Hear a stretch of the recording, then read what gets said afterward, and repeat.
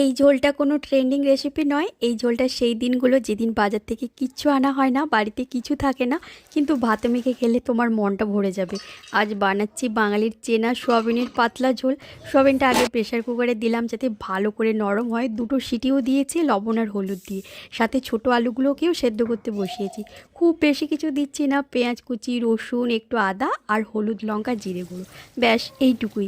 এই ঝোলে কষাকষির তো কোনো দরকারই নেই, আর এটা জোর করে বানানোর ঝোল নয়, চুপচাপ ফুটে উঠলেই সবচেয়ে ভালো লাগে। ঝোলটা একটু পাতলা রাখছি ইচ্ছে করেই, কারণ এই ঝোলটা ভাতে মেখে খাওয়ার জন্যে। 1 চামচ গরম ভাত, একটু ঝোল আর একটা কাঁচা পেঁয়াজ, লেবু, ব্যাস এইটুকুতেই চলে যাবে দুপুরবেলা।